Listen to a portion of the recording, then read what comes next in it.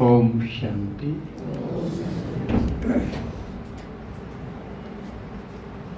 शिव परमात्मा के लाडले मीठे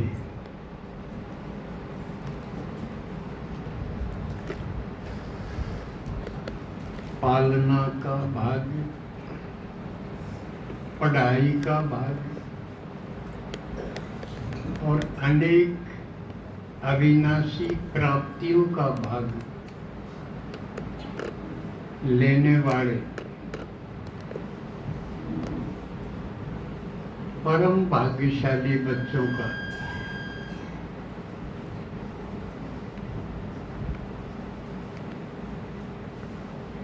जो कि कुछ बच्चों को ही ये भाग्य मिलता है। किस चीज का? पालना का, पढ़ाई का और प्राप्तियों का। तो वो आत्माएं हम हैं जिनको परमात्मा से ये भाग्य प्राप्त हुआ है। तो उनमें से भी आज संगम युग के इस एक और रविवार को आप जो अपना घर परिवार छोड़ के आए हैं, आराम और कुछ न कुछ सीजन के हिसाब से जरूरी काम छोड़ के भी आए, तो इस आने का जो हिम्मत का कदम आपने उठाया है, उसके बदले भोलानाथ बाबा, सहज राजी होने वाला बाबा आपके कदम में पदम जमा करता है। कदम में पदम इतनी कमाई किसी की नहीं होती।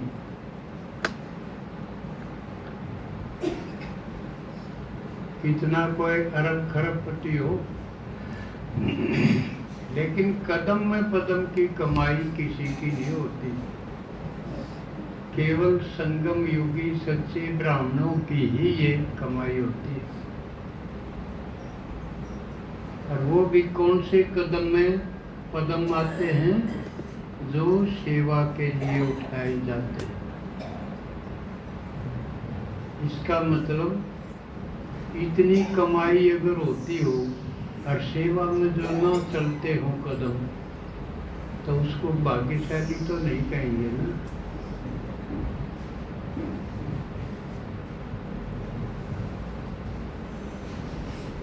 आज एक विशेष दिन भी है। बाबा ने जो ज्ञान दिया है, कौन सा ज्ञान दिया है?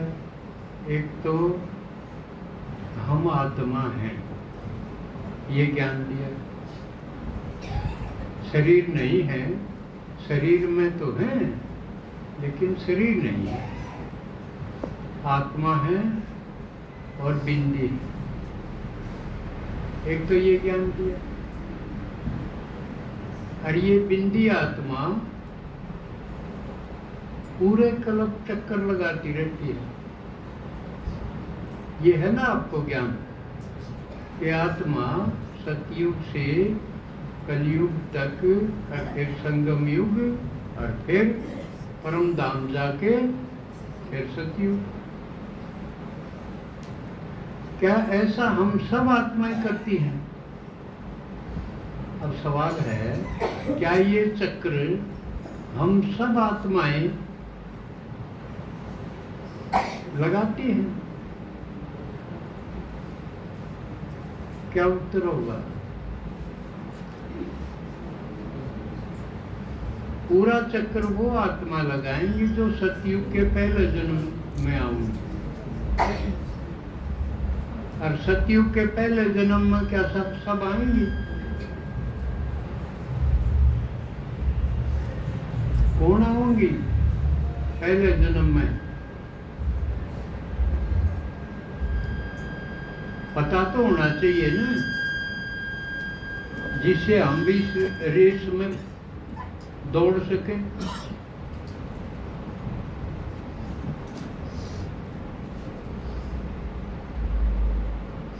होना होगी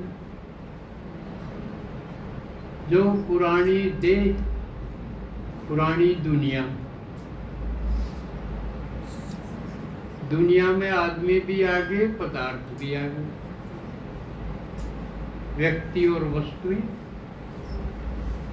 क्यों? ज्यादातर आत्मा का लगाव इन्हीं से होता है। भाई मेरा परिवार के सदस्य या मेरे रिश्तेदार के जान पहचान के, या तो उनमें लगाव होता है या चीजों में।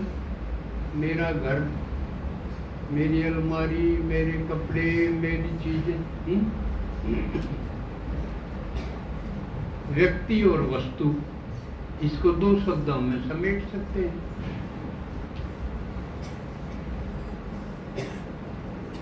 तो जिसका पुराना शरीर, पुराना हो गया ना शरीर तो, और पुरानी दुनिया के व्यक्ति और वस्तुएं, इन सब में से जिसकी बुद्धि निकल गई हो, अर्थात संपूर्ण नष्टो मोहा, इनमें किसी में भी मोह ना हो, वो आऊंगे।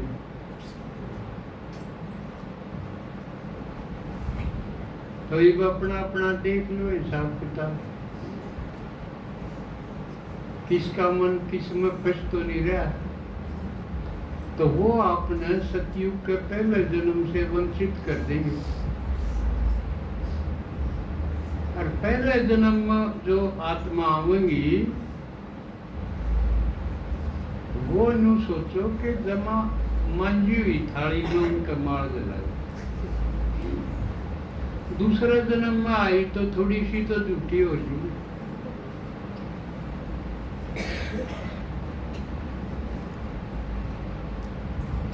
तो ये हमने नित्य देखना चाहिए कि मेरा कहीं पुरानी दुनिया में लगाव रह तो नहीं गया या बन तो नहीं रहा। साथ रहते रहते भी बन जाए, बने जो है साथ रहते रहते। तो जो संपूर्ण नष्टो मोह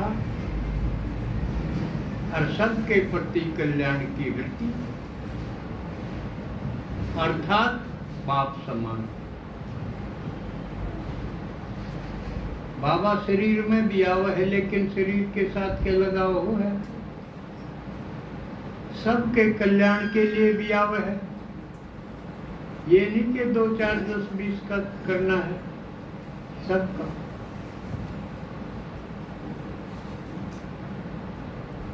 तो ऐसी जिसकी अवस्था हो जाए, वो पहले जन्म में आत्मा आवेंगी।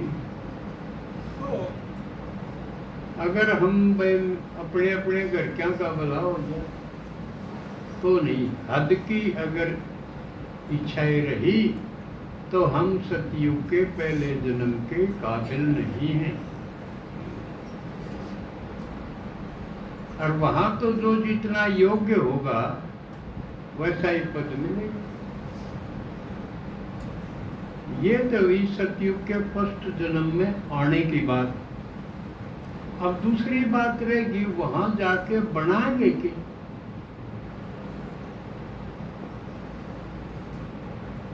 क्योंकि सतयुग के पहले जन्म में भी नौकर चाकर भी होंगे, राजा महाराजा भी होंगे, उनके परिवार भी होंगे।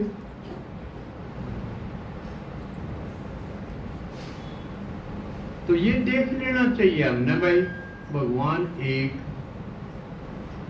देव भी सब ने बराबर, किसी में फर्क भी को नहीं करता। और फिर भी जब हम पाछे न रह गए तो किसका कोट? यानी बराबर देने वाले बराबर, बराबर सब कुछ। फिर पीछे रह गए तो कोट किसका?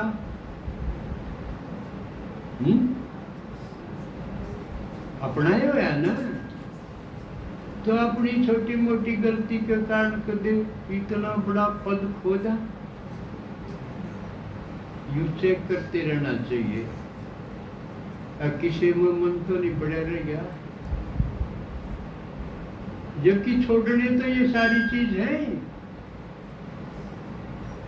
कितना लगाओ हो फिर भी हम उसके कारण यहाँ पड़े तो नहीं रह सकते, छोड़ के तो जाना ही पड़ेगा। पहले छोड़ दिया तो फायदा नहीं, एक दिन पहले भी छोड़ जाएंगे ना तो भी फायदा है। तो क्यों ना फिर आज जाए, आज और अभी ये नहीं हाँ गे छोड़ जाएंगे, सोचेंगे छोड़ेंगे, ये तो ही गे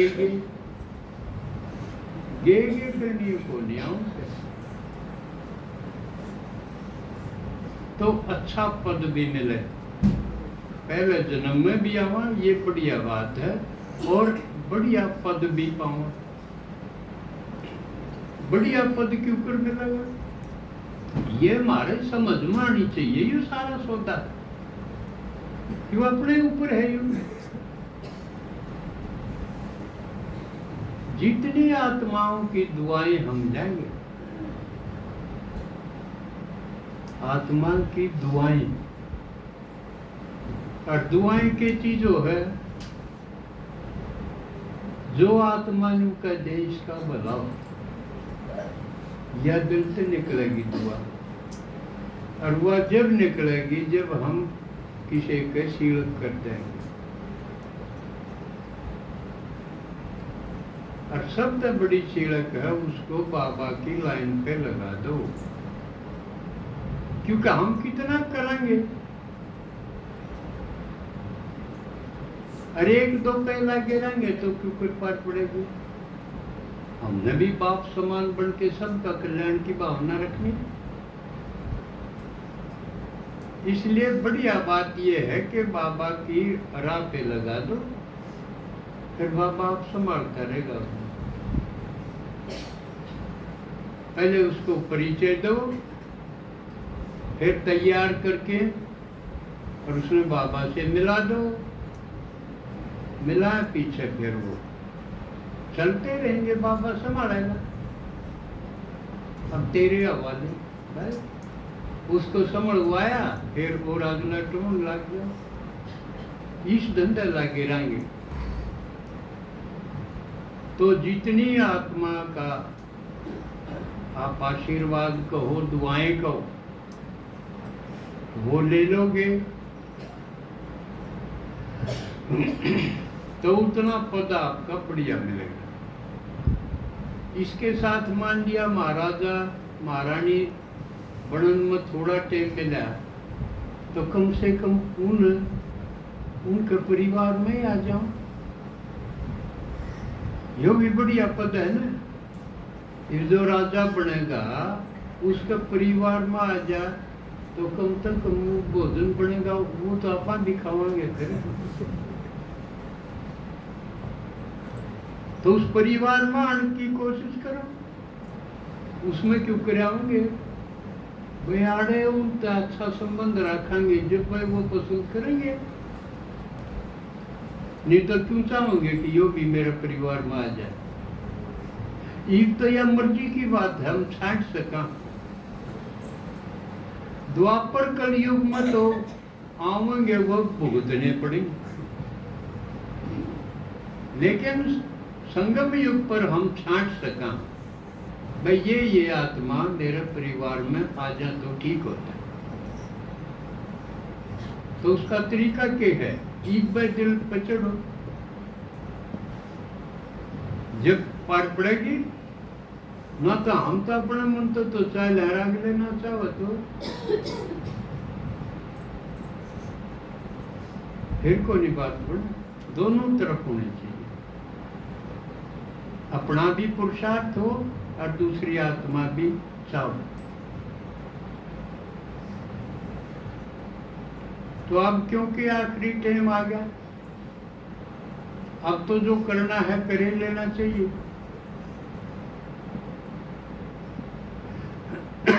आखिरी टाइम क्यों आ गया? दुनिया धक्कम धक्का है, कोई ठिकाना नहीं रहा है, आगे आगे और भी खराब होगा। या कोई ना सोचा कि हाँ ये तो ठीक हो नहीं हालात, थोड़े ही दिन पाछे ठीक हो जाएंगे जब कराएंगे, थोड़े ही दिन पाछे ठीक होंगे, आपे हो जाएंगे, होंगे को नहीं। बाबा ने जो ज्ञान दिया है कि बिगाड़ बढ़ता ही जाएगा, विनाश तक चला जाएगा।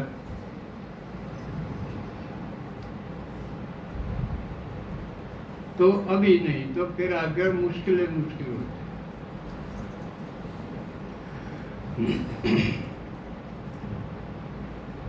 तो पीछे मीटिंग की थी आप लोगों ने, विषय वस्तु